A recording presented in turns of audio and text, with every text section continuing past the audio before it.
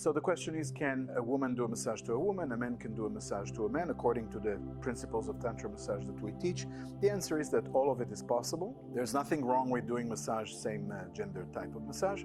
However, we do need to understand that, as we discussed earlier about the principles of polarity, that these principles are important, because when polarity exists, and it exists for a reason, then we have this plus and minus polarity. Then when you have a polarity which is very strong, then that creates also a very strong magnetism, attraction. Like in the magnet, when you have a strong magnet and you bring it close to another magnet, there's a very strong attraction, or depends on how the poles of the magnet fit or not, or a strong repulsion. Because of that, when we're talking about Tantra Massage, we want to create a movement of energy. This, you know, we practice with energy all the time. So how can we make energy move? Always when we make sure that we utilize the duality of the energy, the polarity. Just like in electricity, you need to have the plus and the minus, you put the electrodes in, then suddenly the polarity creates movement. In the same way in the massage, we put the two hands together, we circulate, and you know everything we do energetically. It's because of polarity that this can be done. That polarity also exists, or should exist, between the two people doing the massage. It's a little bit like two lovers. If there is strong passion and attraction between two lovers, that attraction makes that it becomes very passionate, very intense. It's like when you have a rubber band. If you take the rubber band and pull it very lightly, it will be like blah, not very strong. But if you pull it very much, you know what's going to happen when you release. Bam! It's going to be a explosion. It's going to be very intense because the polarity is very big. So the bigger the polarity between the people who are involved, either in lovemaking in Tantra or even in massage, then the energy will be much more powerful and will move.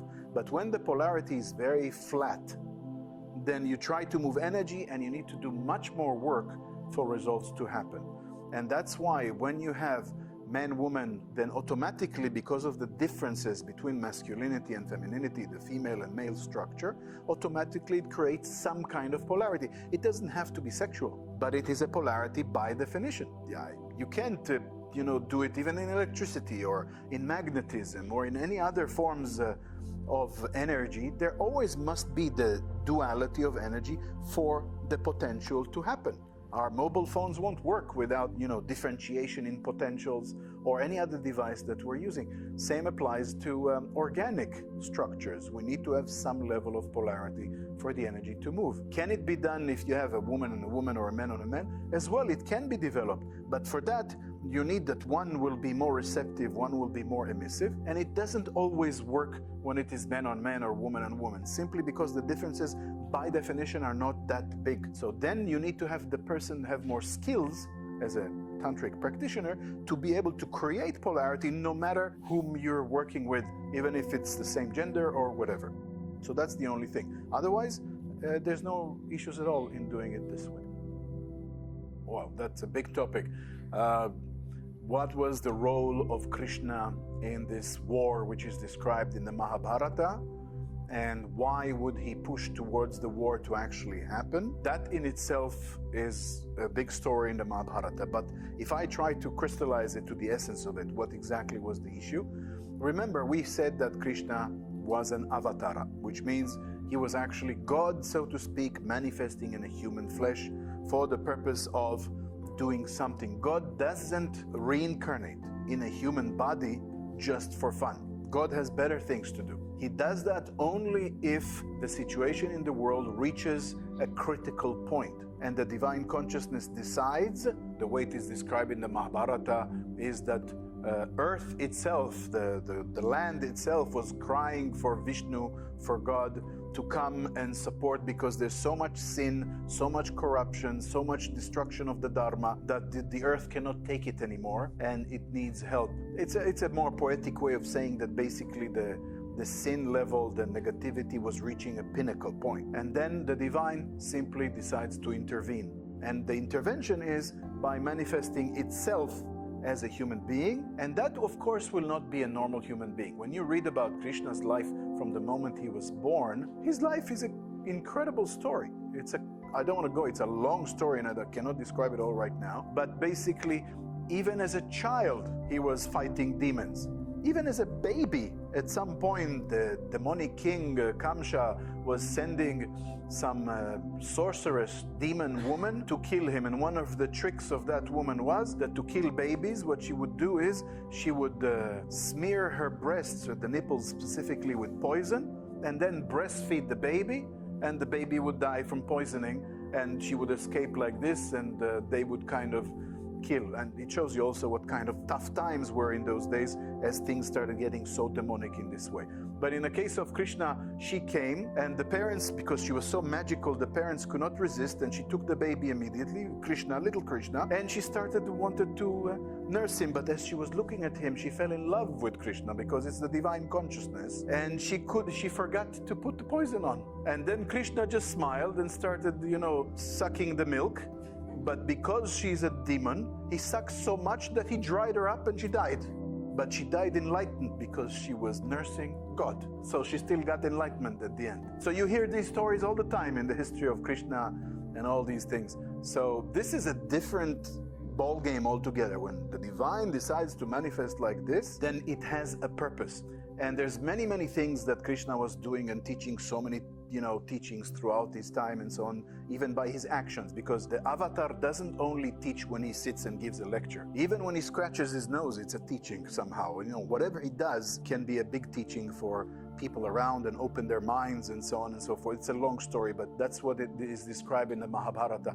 And at some point, Krishna eventually came for this war, because it was clear for the divine consciousness that this thing can only be resolved by some strong physical confrontation, where the demonic forces will have to be wiped out, demolished, destroyed, fully slaughtered. And that's the only way that this can work. There needs to be some kind of confrontation, and the forces of good will have to destroy the forces of evil, and only then righteousness will come back and things can move on to the next yuga in the right way. And that's why he made it didn't really engineer it. He's just, talked with people, did all kinds of things, created some scenarios and situations that brought about some of the issues that came. He created all kinds of miracles. Like at some point, Yudhishthira, one of the 5 Pandavas, he had a problem with gambling. He was into gambling a lot. There was certain dice game that they were playing, and he was playing for everything. And they put against him somebody who was a trickster, who knew very good how to do gambling, and Yudhishthira was losing everything. The palace, the people, everybody, even lost his brothers, because as the adult back in those days, the firstborn, even the brothers have to do whatever you say. So he was even gambling his brothers, and they lost and they became slaves, including Arjuna, including all of them. And then he lost himself, his own freedom. He became a slave. And then he said, there was one thing I still didn't, he kept on. There was one more thing, he didn't do it, and that was Draupadi, which was the wife of all the brothers. They all had one wife. She had 5 men. If you guys are interested to know, that's an incredible thing, yeah? But of course, that's love on a different level, right? So he even gambled Draupadi and lost her as well. They won everything, though, but the bad people, the bad guys, the Kurus, won everything. And then they brought Draupadi and they humiliated her in front of the people and so on. And she was having her period at that time, and it was a big drama. And then they said, it's not enough. Now we're going to take her clothes off. She's a slave. She has nothing to say. And they started pulling her sari like this. And Krishna, quietly, they couldn't even see him. He just supported her because she prayed to Krishna to help her. And they pulled the sari and pulled and pulled. And it was like meters of sari. They can never end. They can't get her undressed. They keep pulling and pulling and pulling, and she's still dressed. Krishna, Krishna, Krishna. And she was just never got naked. So they said, okay, they gave up on that. And eventually, somehow, they've managed to win everything back, and there's a whole story there. So Krishna was intervening in all these little points here and there to generate this peak moment where the forces of evil are destroyed. And that was the purpose. The earth needed to be cleansed so things will move forwards properly according to the plan of God. And that's why he got involved, and that's why he did what he did. Does that make sense? When we talk about addiction, it would be a combination of a few things. Svadhisthana chakra being very yin, very receptive, and generally the person being yin throughout their system, their body, their mind, their emotions being very yin. Why is the person having that configuration? We can probably find reasons psychologically, maybe problems with their past, maybe some traumas or something, which is pushing them more than others to become more. But it doesn't change the fact that they are hyper yin and very much on Svadhisthana. Svadhisthana chakra is a chakra that usually requires a lot of gratification. We want pleasures, we want fun, we want imagination, fantasy, we want all these things, and that is a need for gratification to kind of erase the things that we don't like by getting immediate gratification. Like a baby that you tell them you can get, I don't know, a box of chocolate in a week, or you can get one chocolate now. They'll take the chocolate right now. They want immediate gratification. So in the same way, when a person is having this kind of strong Svadhisthana temperament and very, very yin, they are more prone for addiction. By developing more yang energy according to the principles that we teach with yoga, there's many different things that can be done, even changing diet and other things can be done, then the more yang you become, the more control you have, as we discussed earlier, and then to be addicted to anything is becoming less of an issue. And if you develop the yang even more, and especially with a lot of Manipura chakra, the navel chakra, if you develop the fire element and develop more yang energy on top of that, then not only that you can resist addiction, you actually don't like addiction. The second you feel like you become a little bit addicted to some sweet or something, you're just like, what is this? And you catch it very quickly and you're saying, I'm stopping it right now. People say, come on, you don't have to be so tough on yourself, have a little bit of fun. No, because I feel like I'm a little bit weak on this point and I enjoy to be strong. That's Manipura, which is yang. I enjoy it. I just like it, this feeling of, you become addicted to not being addicted, like the control is so good that you just enjoy having this power. You become addicted to power, to control. Well, that kills all other addictions. How can I explain what is the process of thinking in a few words? In order to understand what is the process of thinking, we need to understand the nature of thought and where does thought come from. This has been studied in the Tantric tradition, especially in the Laya Yoga path of Tantra. This has been studied, and they realized that when you meditate deeply, you can perceive the deeper and deeper layers of thought. Because thought surfaces to the level of your consciousness, but at some point it becomes obvious, okay, now I have a thought. But if you go deeper, what is a thought before it becomes a clear thought in your mind? It's almost like they compare it to a bubble that surfaces from the bottom of the ocean, and it slowly starts bubbling up until it reaches to the surface. And then you can see here there's a bubble, coming to the surface of the water. But if you could see where it starts from, this is a whole process of analysis and seeing how the mind works and what is the connection between the mind and the deeper layers of the being. Because ultimately, a thought would come from some layers close to the soul. So it comes from a very deep level. There's a causal reason why these things manifest. And that's why to define what is a thought, and if I say, I don't think, therefore I am, it's a thought in itself. Yes, when I'm describing it to you, but how can I describe it to you without saying these words? So try to understand it as if it's a concept. Like if I say mountain, it doesn't mean that the mountain exists just because I said it. Even if I wouldn't have said it, the mountain is still there. In the same way, without saying that if there is no thought, this is where true existence is, I told it to you, understand it, and now try to think of it without the conceptualization of there is no thought right now, but just having no thought, being in that state. That would be what I'm trying to describe. When we're doing any physical activity, like you described, from fun activities to sports to whatever it is that we do, then those are activities which are usually physical and only physical. These are activation of the muscles, we sweat, we breathe a lot, we do our things. What we do in yoga does not involve this kind, it's not sports, and it's not dancing, and it's none of the above. The yoga practice that we do involves a very, very critical principle that we described earlier, and that is concentration of the mind. When you do sports, usually playing basketball or jogging or cycling, it does not involve, for most people, concentration of the mind. That's number one. And even if there is concentration to a degree, like an Olympic runner is very focused on what they're doing, it is not yogic concentration. It is a concentration which is with an objective. I want to win the medal, or I want to cut more time of my record or something. It's a very objective-oriented type of greedy almost focusing.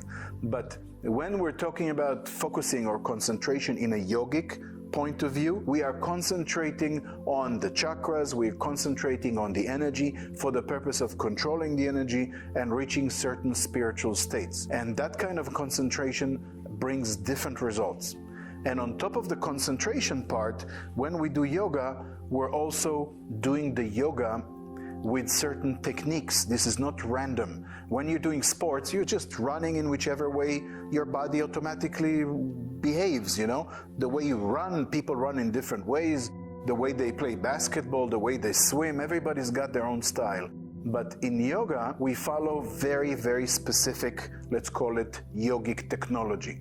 The asanas or the pranayamas or any other technique that we do are not open for interpretation. That some person does it like this, another person does it like that, because it's your truth and my truth and so on. Imagine if you would go to a surgeon and he would say, well, my truth is that the liver is over here, so I'm about to do surgery on you and it's going to be okay. You would say, what is my truth? There's only one place where the liver is in the body, and I'm not going to do surgery. The guy say, well, my truth is that the liver is in the knee or something. That would be ridiculous. There's only one truth on how the body is structured. You can't invent it new.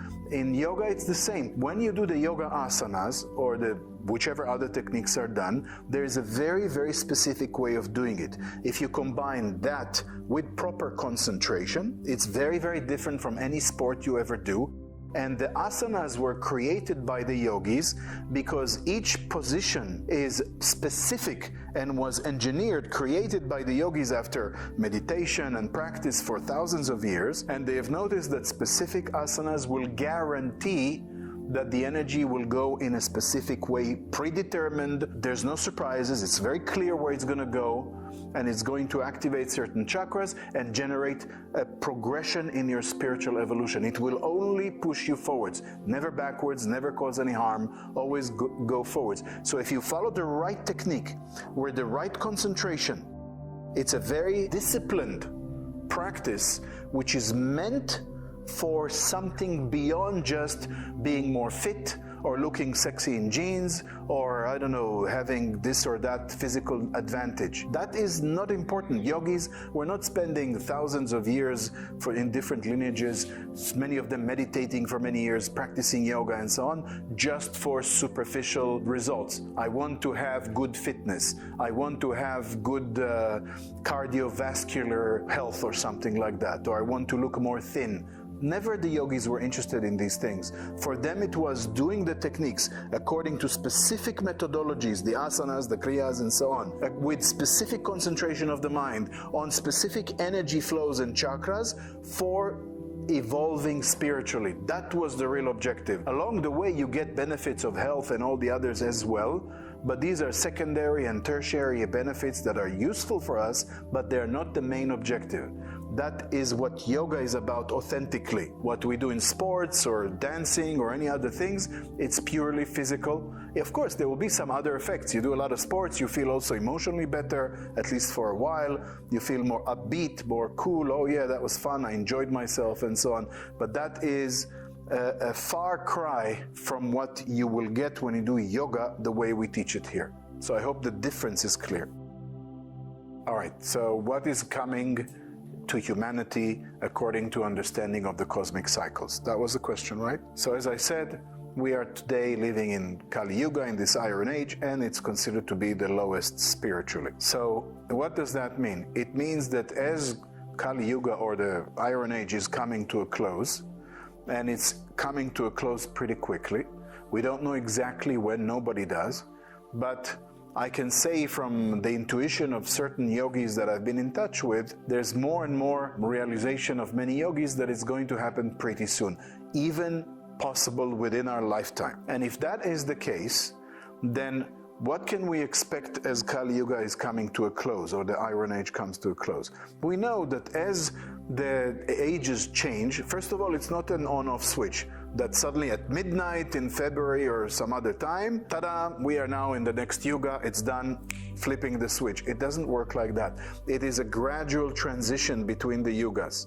And that transition time, period of time, could take decades as well, the transition. When we're talking about such big cycles, a few decades or 100 years or something is not a big deal to transition between the yugas. And in this transition time, as I've mentioned, what the tantric texts are saying and what many of the Indian metaphysical teachings are saying is that there will be some kind of a cataclysm, some kind of a war, some kind of a major event that will shake things up and reset everything. And that kind of a change is probably something that we will see. We might not see all of the changes and the full transformation to the new age. We might just see parts of it in our lifetime, or it could be some other combination, I don't know. In some cases, it seems that sometimes these cataclysms can be very fast as well. Like, for example, I think it was, I didn't see it myself, but some people were saying that if you go in Russia, in some restaurants, you can even order mammoth steak. You know, the big mammoths, these prehistoric animals type of thing that were like an elephant, but very hairy and very big or something like that. You can order a mammoth steak or something like that. Why? Because they have found in the ice some of these animals buried or something for a long time, and they could dig them up. And when they found them, it is said that some of them were found with tropical food in their mouth. It's as if they were eating some food, and it was tropical climate at that environment in that time, and then there was such a big fast change so quickly that they couldn't even finish eating, and the food was still stuck in their mouth, and they found them in the ice like that, which shows that in that, if it is true, again, I cannot confirm this, this is what I've heard. If that is true, then maybe some of these big crises can happen very quickly, like some asteroid, I don't know, some kind of something which catches us almost unprepared. So whatever it is, if it's a fast one or if a series of events that may happen, those things will come. And as they come, also what the metaphysical teachings are saying is that the population will be replaced. So we can expect that there will be a change in population. That means the population of Kali Yuga will slowly disappear, be annihilated one way or another, and then the new age will bring some other souls, other people, or perhaps even some people from the previous age, but those will be unique people who deserve it somehow because of their spiritual status to still move on to the next level without having to go through death and the whole thing that comes with it. So those are the general things that we can expect. If you want more details, practically what will happen, what we can expect and so on, this would be more speculation. I have my own thoughts on the subject, but this is not something I talk about in public so much, so I hope this gives some idea.